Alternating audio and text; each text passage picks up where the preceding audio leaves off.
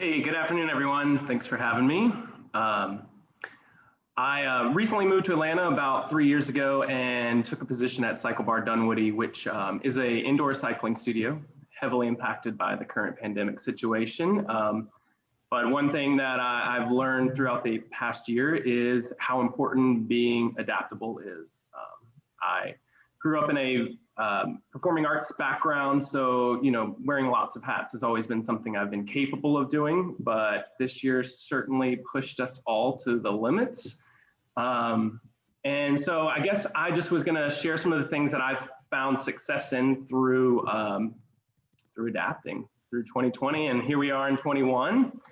Obviously, we all went through a forced shutdown. Many of our businesses weren't capable of operating at all in person. So as a cycling studio is very in-person based, I immediately pivoted to a virtual option. CycleBar Corporate did provide a mobile option, but as many of you know, if you ever worked out with instructors, you generally have the people you like to go see, and that's exactly what my team is all about. I have people that wake up at 12:05 in the morning when the schedule releases for 7 days in advance and book out the entire class because they love a particular instructor. So I created a virtual platform where I was filming classes in the studio. We filmed classes at home, and I delivered about 50% of our bikes to homes where our members could reactivate their membership and pay a fee for maintaining their membership and having access to the content, as well as having a bike in home. And a part of that strategy I found the most success in was not putting all my eggs in one basket. So a lot of studios rented out all of their bikes. So when it was go time, we were ready to reopen, you got to go pick them all up. For me, I knew that that situation would be coming, so I only rented out 50% of my bikes. So I was ready to go when we had the go ahead. So people kept their bikes that weren't comfortable coming back into the studio, and then those that were ready to return started riding in person. One of the biggest things that I hear from my customer base that they appreciate on a daily basis is the importance of safety.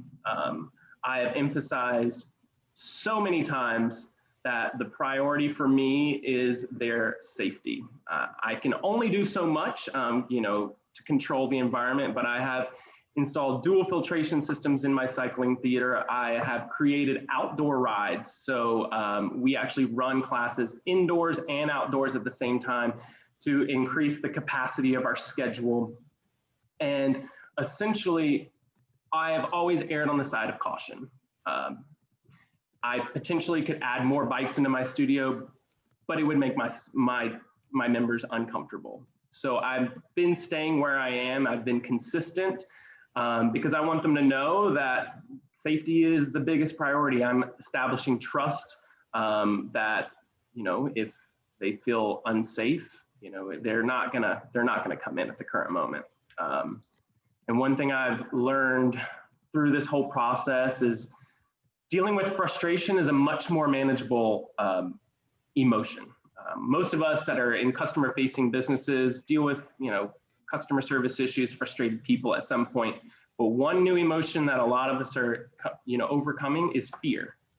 We have less experience doing that, so I usually find most success on trying to eliminate that as much as possible.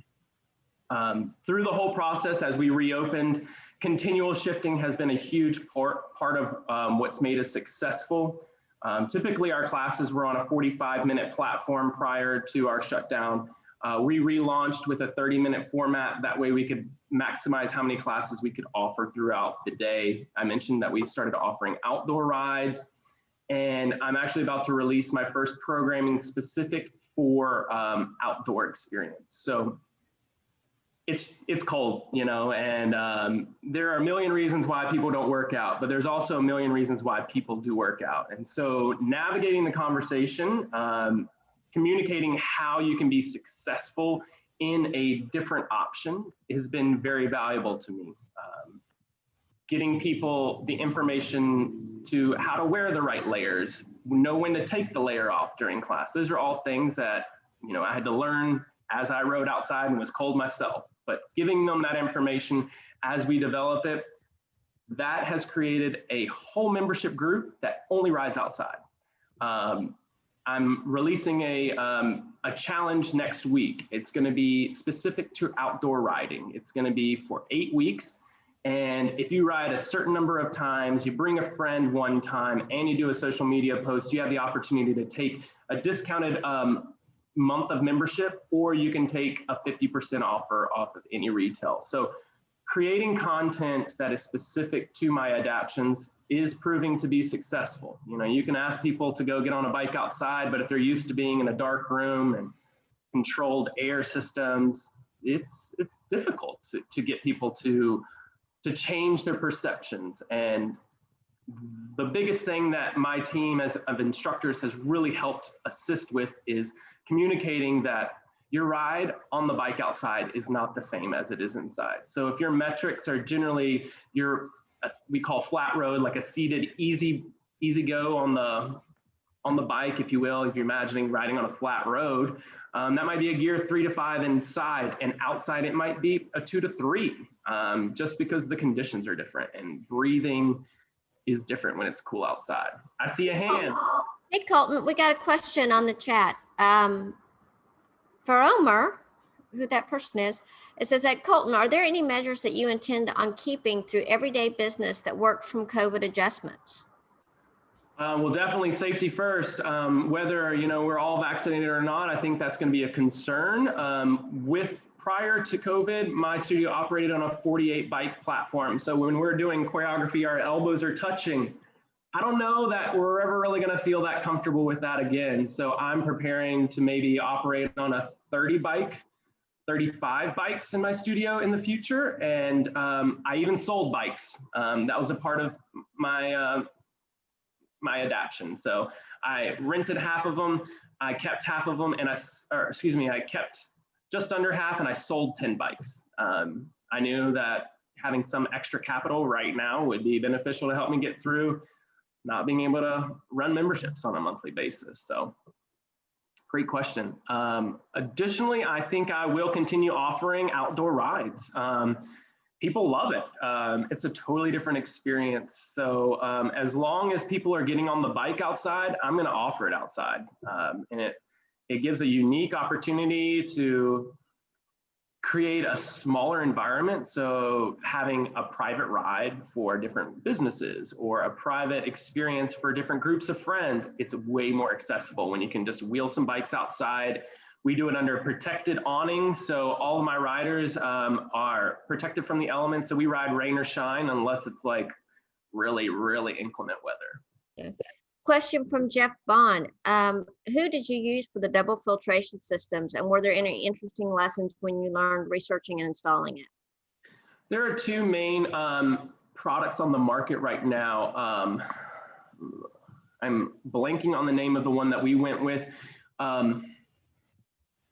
I can get that information and provide it back to you. But the key ingredient to that situation is that the air has to continually be running. So I'm working in a controlled environment where you set the 65 to drop the air, but I'm actually going in and making sure that even with the fan setting turned on, I'm keeping that air flowing no matter what. So I actually, middle of class, reheat the room 2 degrees and then drop the temperature. So I'm continually circulating my air. So those are all additional measures I don't know that any other studio is doing, but for me, it provides me the safeguard that I know that double checking that thermostat to making sure it's running is ensuring that the product is on, that the filtration system is working. It is a ion-based eliminator of bacteria and things. So there are quite a few on the market. Like I said, I've had a lot of success with mine. I have 4 AC units in my building, and I've installed it in 3 of the 4. The one that I didn't isn't in a location where our breathing would be exacerbated by effort.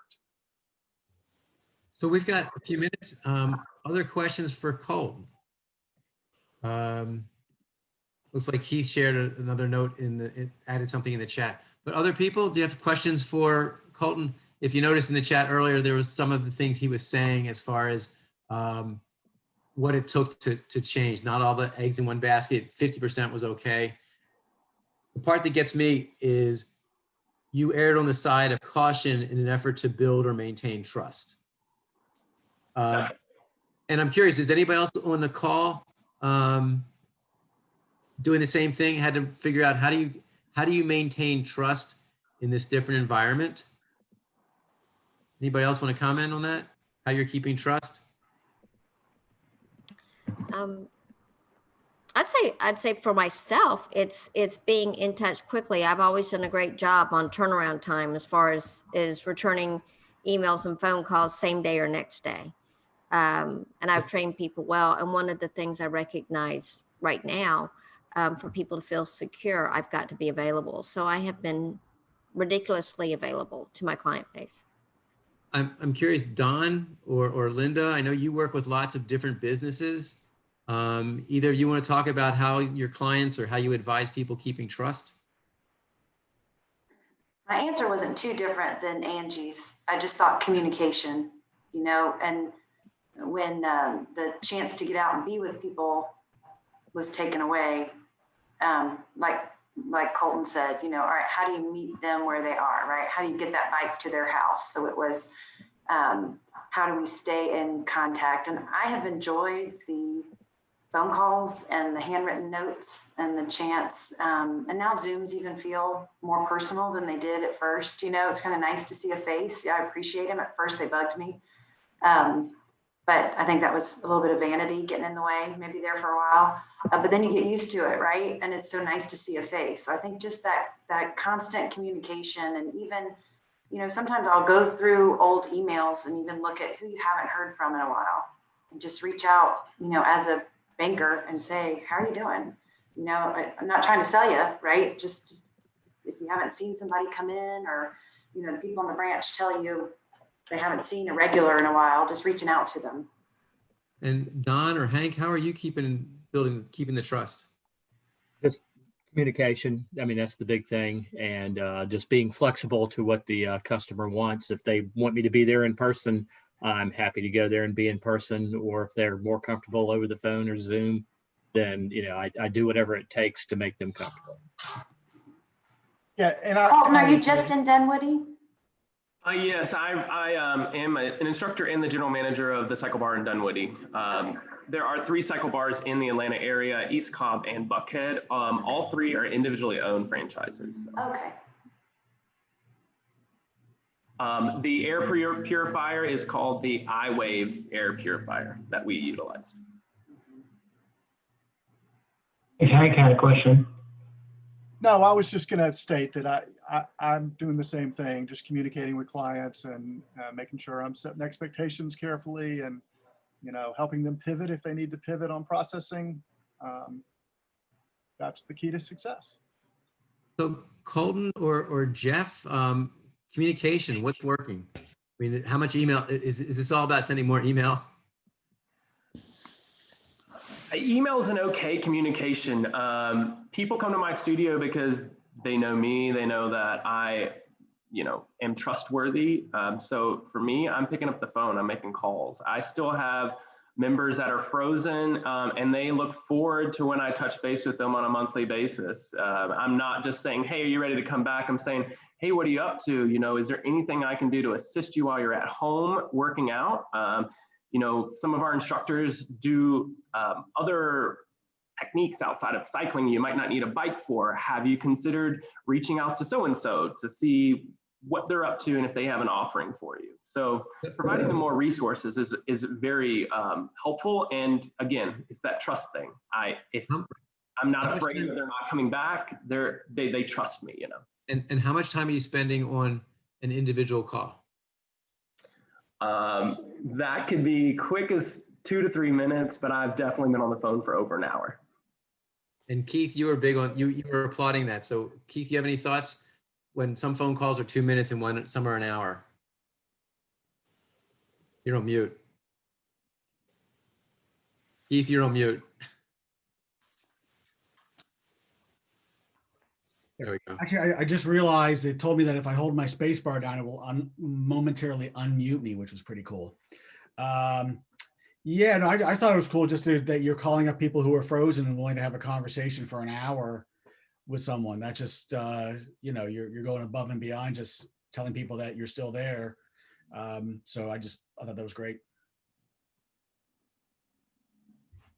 Others, I mean, I think it's a great conversation. How do you build trust? Clearly, Colton's got the charisma and the connections of being that instructor that you want to hear about and be in touch with. So, Jeff, you got some thoughts?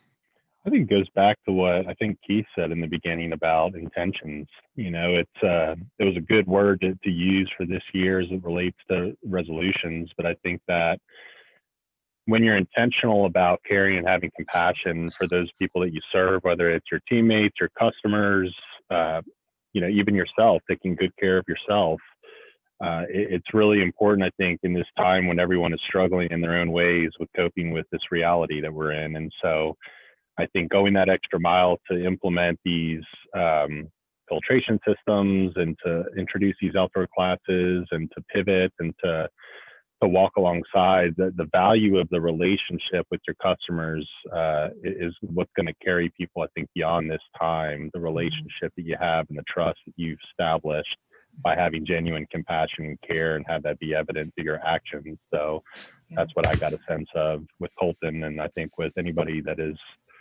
trying to be more intentional and successful and kind of navigate this time. I think that's an important lesson learned amidst all this. Jane, go ahead.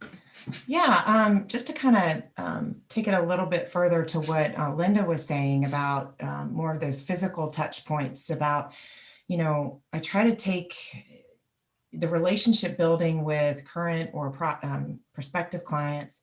I want them to build trust that I'm in this for the long term. I'm in this for the long haul. I'm a business partner. I'm not just a vendor, if you will.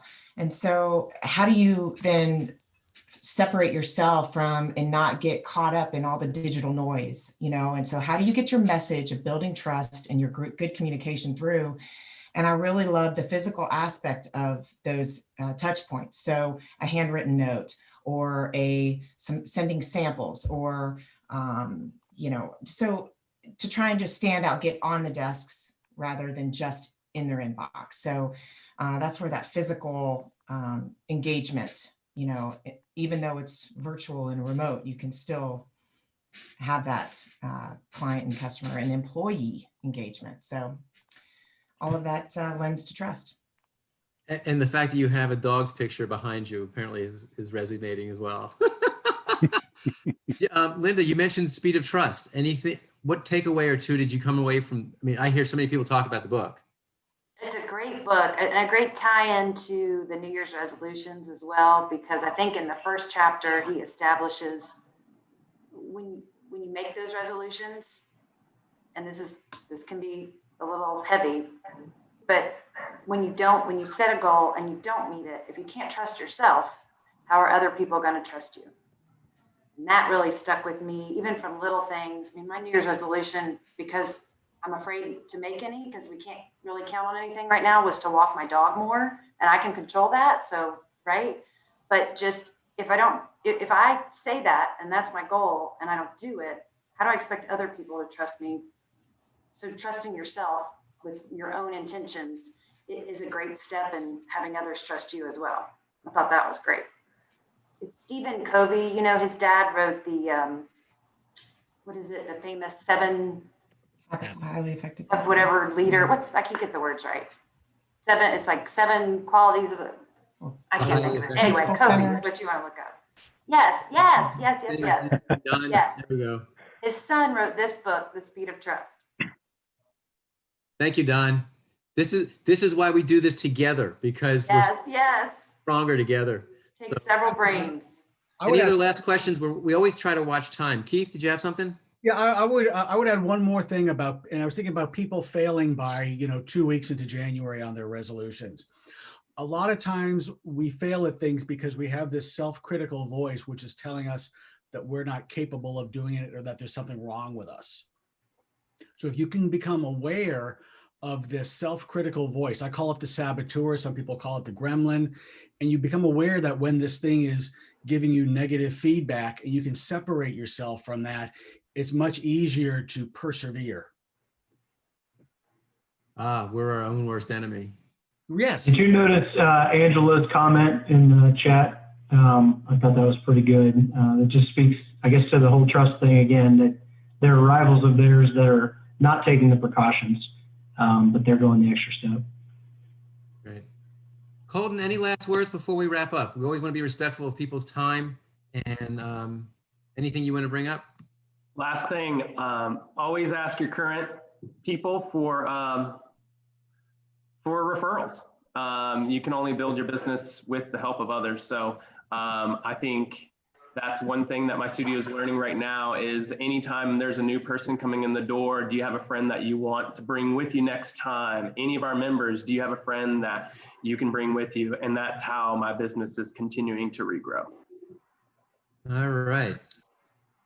And referrals, we know, are based on trust. So kudos for that. Just in wrapping up, two things. One is we've got what I think we all would agree are some really good conversations coming up. Next week, you'll see the topics on the right side. Strategic planning. Is your marketing still viable? And clearly, if you look at Colton, he's now taking those bikes outdoors, and it's 45 and 50 degrees. Kelsey will be joining us again. She's got a great perspective on, are we trying to get rid of working moms and what the pandemic's doing? Keith McNabb will be talking about the Center of Influence Marketing. And you were just talking about referral base. So that's a tie there. And then Jane will be joining us. I just thought this was so interesting listening to Jane talk about what's going on with how to reach your clients. So, and then Jared, thank you for that meme on the right. I think that is so good. So thank you all for your time and your input. Colton, thanks for joining us. And we look forward to seeing y'all next week. Thank you so much. Take care, guys. Thanks, Colton. Thank you, guys. Thank you, Colton. Have a good week. Great job, buddy. Thank you. Thanks, Colton. Good job. Ciao.